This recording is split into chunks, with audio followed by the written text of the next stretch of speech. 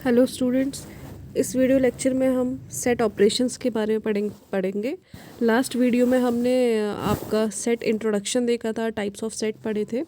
तो इसमें मैं आपको सेट में अप्लाई होने वाले ऑपरेशंस के बारे में बताऊंगी, जो भी फंडामेंटल ऑपरेशंस इसमें यूज़ होते हैं। तो सबसे पहला देखिए ऑपरेशन होता है आपका सेट यूनियन। ठीक है, तो सेट यूनियन में हम क्या बोलते हैं, सेट यूनियन को आप कैसे डिनोट करते हो। तो डिनोट करने का अगर मैं रिप्रेजेंटेशन का इसका साइन बताऊं तो यू, इस तरीके से यू टाइप का साइन होता है। इससे यूनियन को यहाँ पे डिनोट किया जाता है सेट्स में। ठीक है, तो अगर आप किन्हीं दो सेट के बीच में यूनियन ऑपरेशन परफॉर्म कर रहे हैं तो आप इस तरीके से इसको डिनोट करोगे, ए यूनियन बी। ठीक हो गया। अब यहाँ पे देखिए सेट ए यूनियन बी में क्या रिजल्ट आपका आता है। The union of set A and B is the set of elements which are in A, in B and in both A and और in both A and B। ठीक है, तो यहाँ पे हम क्या कह रहे हैं कि वो सारे एलिमेंट्स आपके A यूनियन B में आएंगे जो A में है और B में है, या फिर दोनों में से किसी एक में है। ठीक है, या फिर दोनों में है। ठीक है, यानी कि जो ए में भी होंगे, बी में भी होंगे और जो दोनों में कॉमन होंगे, सारे एलिमेंट्स यहाँ पे आएंगे। अब यहाँ पे देखिए क्या है ना कि जो कॉमन होंगे उनको हम एक ही बार रिप्रेजेंट करेंगे, उनको आप दो बार नहीं लिखोगे। तो एग्जाम्पल से समझ लेते हैं। एग्जाम्पल में ए इज इक्वल टू 10, 11, 12, 13 एक सेट आपका बना है। दूसरा सेट है आपका 13, 14, 15। ठीक है, तो ए यूनियन बी में हम क्या लिखेंगे, देखिए यहाँ पे कॉमन जो एलिमेंट है वो आपका 13 है। 13 आपका कॉमन है, तो इन दोनों में ए यूनियन बी का रिजल्ट आपका क्या आएगा, 10, 11, 12, 13, 14, 15। यानी कि सारे एलिमेंट्स जो ए में थे और सारे एलिमेंट्स जो बी में हैं, और इन दोनों में जो कॉमन है उसको हमने सिर्फ एक ही बार यहाँ पे लिखा हुआ है। ठीक है, उसको दो बार आप रिपीट नहीं करेंगे। ठीक है, तो इस तरीके से सेट यूनियन आपका दिखाया जाता है। ये इसका पिक्टोरियल रिप्रेजेंटेशन हो सकता है। यानी कि अगर दो सेट है यहाँ पे ए और बी, तो ये जो जितना एरिया आपका कवर हो रहा है ये सारा ए यूनियन बी के अंदर आएगा। ठीक है, दूसरा ऑपरेशन होता है आपका सेट इंटरसेक्शन ऑपरेशन। तो सेट इंटरसेक्शन में देखिए क्या होता है कि इसको इस साइन से डिनोट करते हैं। ये आपका इंटरसेक्शन का साइन होता है, तो ए इंटरसेक्शन बी, इस तरीके से हम यहाँ पे डिनोट करते हैं। तो ए इंटरसेक्शन बी में वो सारे एलिमेंट्स आएंगे या वो सारा पोर्शन आएगा जो कि क्या है, दोनों सेट्स में कॉमन है। ठीक है, तो दोनों सेट में कॉमन होगा, जो उसी को हम इंटरसेक्शन के रिजल्ट में लिखेंगे। अब यहाँ पे जैसे ए इक्वल्स टू 11, 12, 13 है और बी इज इक्वल टू 13, 14, 15 है, तो दोनों में जो कॉमन है वो सिर्फ 13 है यहाँ पे। तो ए इंटरसेक्शन बी का रिजल्ट आपका क्या आ गया, 13। और पिक्टोरियल रिप्रेजेंटेशन आपका क्या आ जाएगा, इस तरीके से। यानी कि एक सेट ए है, दूसरा सेट आपका बी है, तो इन दोनों सर्कल्स के बीच में जो कॉमन पार्ट है वो ये वाला है, जो येलो से आपको हाईलाइट किया हुआ है। तो ये आपका इंटरसेक्शन का रिजल्ट यहाँ पे आएगा। दूसरा होता है आपका सेट डिफरेंस या फिर सेट रिलेटिव कॉम्प्लीमेंट जिसको बोला जाता है। तो सेट डिफरेंस को हम कैसे दिखाते हैं, माइनस के साइन से, ए माइनस बी या फिर बी माइनस ए। ठीक है, ए माइनस बी और बी माइनस ए दोनों अलग अलग रिजल्ट आपको यहाँ पे देंगे। ये दोनों कम्यूटेटिव प्रॉपर्टी नहीं होती है, तो अभी मैं इसको समझाऊंगी कैसे नहीं होती है। अब देखिए ए माइनस बी का मतलब क्या है, या ए सेट डिफरेंस बी अगर आप निकाल रहे हो यहाँ पे, तो इसका मतलब यहाँ पे क्या है कि वो सारे एलिमेंट्स जो ए में तो हैं लेकिन बी में नहीं है। ठीक है, वो सारे एलिमेंट्स जो ए में है लेकिन बी में नहीं है, ठीक है, उनको हम यहाँ पे इंक्लूड करेंगे रिजल्ट में। ठीक है, और अगर मैं बी माइनस ए लिखूँ, बी माइनस ए अगर मैं लिखूँ, तो वो सारे एलिमेंट्स जो बी में है लेकिन ए में नहीं है, तो दोनों का रिजल्ट आपका अलग अलग आने वाला है। अब यहाँ पे देखिए क्या होता है कि एक सेट आपको ए दिया है 10, 11, 12, 13, दूसरा सेट आपको दिया है बी 13, 14, 15। अब इसमें देखिए ए माइनस बी में हम वो सारे एलिमेंट लिखेंगे जो ए में तो है लेकिन बी में नहीं होने चाहिए। तो 10, 11, 12 तक तो ठीक है, 10, 11, 12 आपका बी में नहीं है लेकिन ए में है, तो आपने सेट में क्या लिख दिया, ए माइनस बी में 10, 11, 12 आपने लिख दिया, लेकिन 13 आपने नहीं लिखा, क्योंकि 13 ए में तो है लेकिन बी में भी है, तो बी में नहीं होना चाहिए। हमें सिर्फ वो एलिमेंट आपके यहाँ पे इंक्लूड करने हैं जो ए में है लेकिन बी में नहीं होना चाहिए। तो 13 ए में भी है और बी में भी है। ठीक है, तो इसको हम इंक्लूड यहाँ पे नहीं करेंगे। तो रिज़ल्ट में आपका ए माइनस बी का रिज़ल्ट क्या आ जाएगा, 10, 11, 12। वैसे ही बी माइनस ए का रिज़ल्ट क्या आ जाएगा, जो बी में है लेकिन ए में नहीं है। तो जो बी में है लेकिन ए में नहीं है वो कौन से हैं आपके, 14, 15, क्योंकि 13 जो है वो दोनों में है। ठीक है, तो बी माइनस ए आपका ये आ जाएगा। अब क्योंकि यहाँ पे देखिए कम्यूटेटिव प्रॉपर्टी ये नहीं होती है, यानी कि A minus B is equal to B minus A आपका नहीं होता है, ठीक है, ये कभी भी बराबर आपका नहीं होगा। और इसका रिप्रेजेंटेशन आप किस तरीके से कर सकते हो, पिक्टोरियल रिप्रेजेंटेशन आप इसका अगर बोलें तो, अगर दो सेट है ए और बी, ठीक है, ये दूसरा सेट आपका ए और बी है, तो ए माइनस बी में आपका ये वाला पोर्शन आएगा, यानी कि जो ए में है लेकिन बी में नहीं है, और बी माइनस ए में आपका ये वाला पोर्शन आएगा जो बी में है लेकिन ए में नहीं है, ठीक है। दूसरा होता है आपका कॉम्प्लीमेंट ऑफ अ सेट। तो कॉम्प्लीमेंट किसी का भी हम कैसे निकालते हैं, यानी कि कॉम्प्लीमेंट ऑफ अ सेट में आपको वो बोलूँगी वो सारे एलिमेंट्स जो ए में नहीं है, ठीक है, और यूनिवर्सल सेट में है, ठीक है।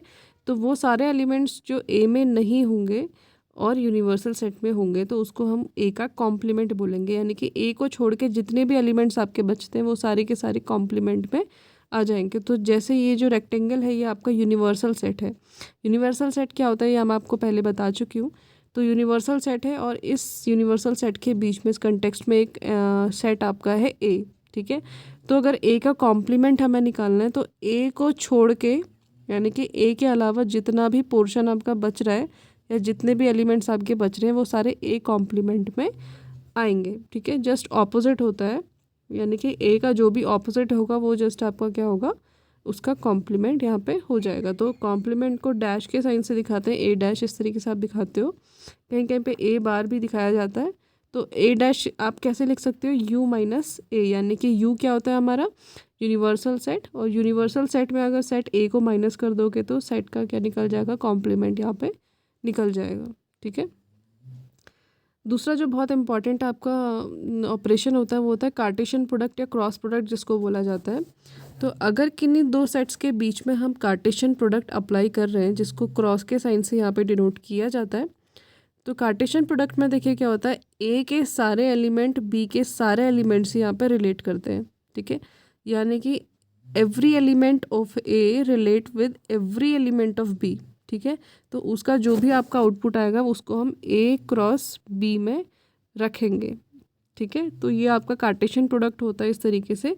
तो ए और बी के बीच में जितने भी पॉसिबल कॉम्बिनेशंस हो सकते हैं उसको हम यहाँ पे कार्टेशियन प्रोडक्ट में रखते हैं या कार्टेशियन प्रोडक्ट बोलते हैं। तो अब यहाँ पे जो आउटपुट होता है ना वो आपका सिंगल सिंगल एलिमेंट्स नहीं आते, यहाँ पे आपके ऑर्डर्ड पेयर्स आते हैं, क्योंकि कार्टेशियन प्रोडक्ट में हम देखिए क्या कर रहे हैं, मैपिंग कर रहे हैं बेसिकली, या हम एलिमेंट्स को रिलेट कर रहे हैं अलग अलग सेट के।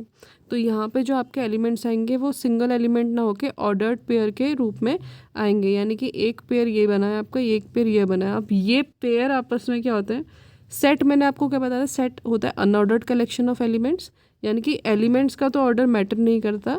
ये आपके क्या है, ए कॉमा वन एक एलिमेंट है, ए कॉमा टू एक एलिमेंट है, बी कॉमा वन एक एलिमेंट है और बी कॉमा टू दूसरा एलिमेंट है, ठीक है। ये सब अलग अलग एलिमेंट है, तो एलिमेंट्स का ऑर्डर मैटर नहीं करता है, यानी कि अगर आप ए कॉमा टू को पहले लिखें और ए कॉमा वन को बाद में लिखें तो इससे कोई फ़र्क नहीं पड़ेगा।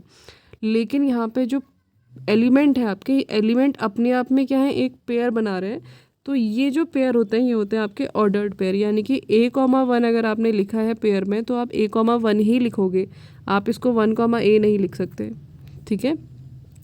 वन कॉमा ए लिखोगे तो उसका जो मीनिंग है वो चेंज हो जाएगा। तो इसीलिए देखिए इसको कार्टेशियन प्रोडक्ट को क्या बोला जाता है आपके, it is an unordered collection of ordered pairs, ठीक है, unordered collection of ordered pairs. तो जितने भी पॉसिबल ऑर्डर्ड पेयर हो सकते हैं किन्हीं दो सेट्स के बीच में वो सारे के सारे आपके कार्टेशियन प्रोडक्ट में आ जाते हैं। अब इसका एग्जांपल देखिए, एक सेट आपको दिया है ए कॉमा बी, दूसरा सेट आपको दिया है वन कॉमा टू, ठीक है। तो सेट ए में ए कॉमा बी है और सेट बी में वन कॉमा टू है। अब इन दोनों में हमने क्रॉस प्रोडक्ट अप्लाई करना है, यानी कि ए क्रॉस बी हमने यहाँ पे लिखना है।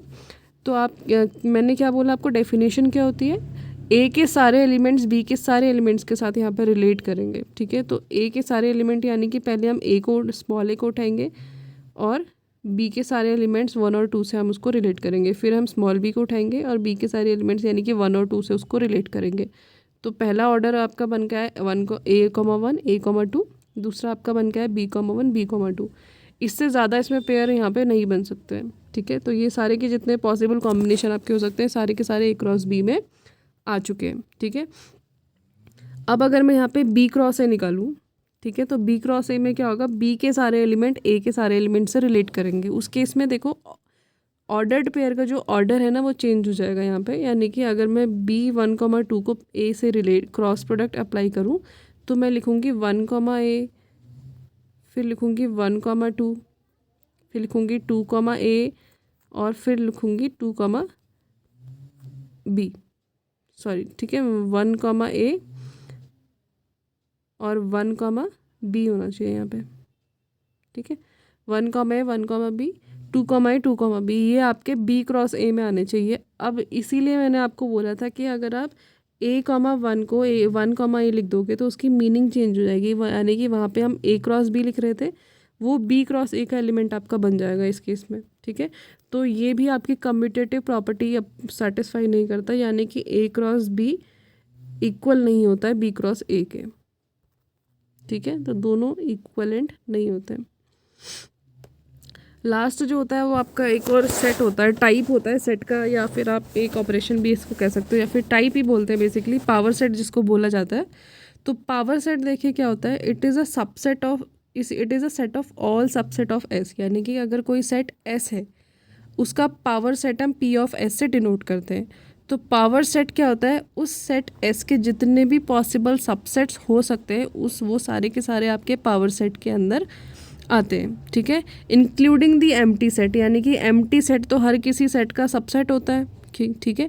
सबसेट में मैंने क्या बोला था कि सबसेट किसको बोलते हैं, x is a subset of y अगर मैंने लिखा है तो एक्स के सारे एलिमेंट्स वाई में अगर आ रहे हैं तो उस केस में हम x is a subset of y बोलेंगे।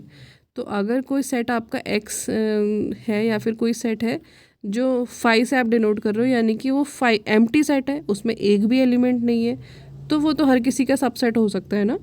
तो इसीलिए हम यहाँ पे क्या बोलते हैं कि एम्प्टी सेट जो होता है हर किसी का सबसेट हो सकता है, तो पावर सेट में एम्प्टी सेट ज़रूर इंक्लूडेड होता है आपका, ठीक है। And cardinality of a power set of S is of a set S of cardinality n is 2⁴n, यानी कि कार्डिनलिटी क्या होती है, अभी मैं आपको 2⁴n कैसे आ रहा है आपको यहाँ पे दिखाऊंगी इसको प्रैक्टिकली परफॉर्म करके। अब इसमें देखिए क्या है, for a set S is equal to ABCD, एक सेट हमने एस बना दिया ABCD, तो इसके जितने भी पॉसिबल सबसेट्स हो सकते हैं पहले हम उनको देख लेते हैं। तो पहला सबसेट हो सकता है जिसमें एक भी एलिमेंट नहीं है, यानी कि एम्प्टी सेट। दूसरा सबसेट हो सकता है जिसमें एक एलिमेंट है, एक एलिमेंट है, ठीक है, हर सेट में इसके एक एलिमेंट है, तो एक सेट बन सकता है सेट जिसमें सिर्फ A है, दूसरा सेट जिसमें सिर्फ B है, या जिसमें सिर्फ C है, D है, तो ऐसे 4 सेट यहाँ पे बन गए। तो जो और दूसरा एलिमेंट आपका जिसमें दो एलिमेंट्स है, दूसरा सबसेट आपका क्या हो सकता है जिसमें दो एलिमेंट्स है, तो A, B एक सब सेट हो सकता है, A, C एक सेट हो सकता है, वैसे ही A, D, B, C ये सेट हो सकते हैं। फिर 3 एलिमेंट्स के साथ आप सबसेट बना सकते हो, तो 3 एलिमेंट्स के साथ ABC, ABD, ACD, BCD ये पॉसिबल कॉम्बिनेशंस बन सकते हैं आपके सेट्स के। फिर चौथा सबसेट है आपका 4 एलिमेंट्स का, यानी कि ABCD, तो ABCD भी इसका एक सबसेट हो सकता है, क्योंकि हमने प्रॉपर सबसेट की बात नहीं करी है तो यहाँ पे सिर्फ सबसेट हम बोल रहे हैं, तो ABCD भी इसका एक सबसेट क्या हो सकता है, ठीक है। तो पावर सेट में आपके कितने सेट आ गए, देखिए 5 आ गया, ये सेट आ गए, ये आ गए, ये आ गए, ये आ गए। अब इनको आप काउंट करोगे तो 2⁴n, यानी कि जितने भी एलिमेंट्स होंगे सेट एस में, जैसे सेट एस में यहाँ पे 4 एलिमेंट्स है, तो 2⁴ क्या होता है, 16 होता है, तो आपके पावर सेट में 16 एलिमेंट्स होंगे, ठीक है, हमेशा। तो जिस भी सेट का पावर सेट आप निकालोगे इस तरीके से आप उसकी कार्डिनलिटी को मेंशन कर सकते हो, अगर आपको सेट के एलिमेंट्स यहाँ पे दिए हुए हैं, ठीक है। तो इस वीडियो में इतना ही है, नेक्स्ट वीडियो में हम रिलेशंस के बारे में पढ़ेंगे। Thank you.